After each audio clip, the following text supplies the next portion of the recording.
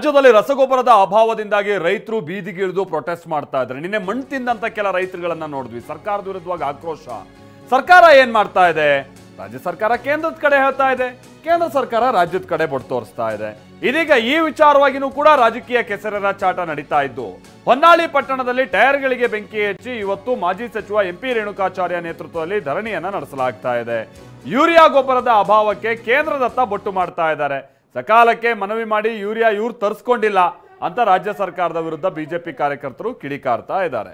ವಿಷಯ ಏನು ಅಂತಂದ್ರೆ, ಈ 3 ತಿಂಗಳುಗಳಲ್ಲಿ ಸುಮಾರು 6.5 ಲಕ್ಷ ಟನ್ನಷ್ಟು ನಮಗೆ ಯೂರಿಯಾ ಬೇಕಿತ್ತು.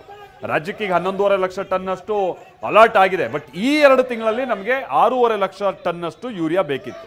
ಕೇಂದ್ರದಿಂದ ಹತ್ತತ್ರ 5,30,000 ಟನ್ನಷ್ಟು ಯೂರಿಯಾ ಸಪ್ಲೈ ಆಗಿದೆಯಂತೆ. ಇನ್ನು ಬಾಕಿ ಇರುವಂತ 1,20,000 ಅಥವಾ 1,30,000 ಟನ್ ಏನಿದೆ, ಇದು ಆದಷ್ಟು ಬೇಗ ಕಳಿಸಿ ಅಂತ ಮುಖ್ಯಮಂತ್ರಿಗಳು ನಿನ್ನೆ ರಸಗೊಬ್ಬರ ಸಚಿವರಿಗೂ ಕೂಡ ಪತ್ರವನ್ನ ಬರೆದಿದ್ದಾರೆ. ಇಷ್ಟು ದಿವಸ ಏನ್ ಮಾಡ್ತಿದ್ರಿ?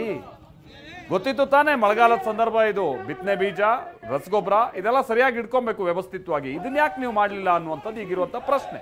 ಆದ್ರೆ ಕೇಂದ್ರ ನಮಗೆ ಸರಿಯಾಗಿ ಸಪ್ಲೈ ಮಾಡಲಿಲ್ಲ ಅನ್ನುವಂಥದ್ದು ರಾಜ್ಯ ಸರ್ಕಾರ ಮಾಡ್ತಾ ಇರುವಂಥದ್ದು ಆರೋಪ.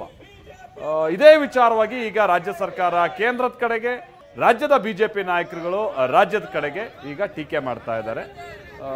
ಈಗ ಒಂದು ಹಂತ ಇದು ಮುಂದಕ್ಕೆ ಹೋಗಿದ್ದು, ಬಿಜೆಪಿ ಇವತ್ತು ಕಾಂಗ್ರೆಸ್ ವಿರುದ್ಧವಾಗಿ ಪ್ರೊಟೆಸ್ಟ್ ಮಾಡ್ತಾ ಇದೆ. ಪ್ರಮುಖವಾಗಿ ಹೊನ್ನಾಳಿ ಕ್ಷೇತ್ರಕ್ಕೆ ಸಂಬಂಧಪಟ್ಟಾಗೆ ಎಂಪಿ ರೇಣುಕಾಚಾರ್ಯ ನೇತೃತ್ವದಲ್ಲಿ.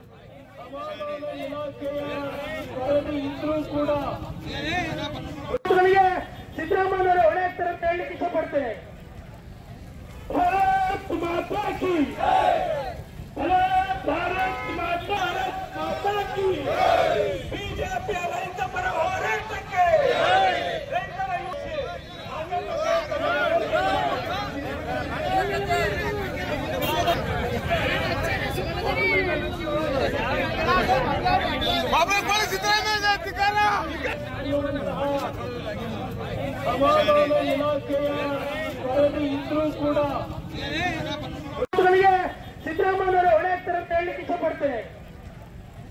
ಭಾರತ್ ಮಾತಾ ಕಿ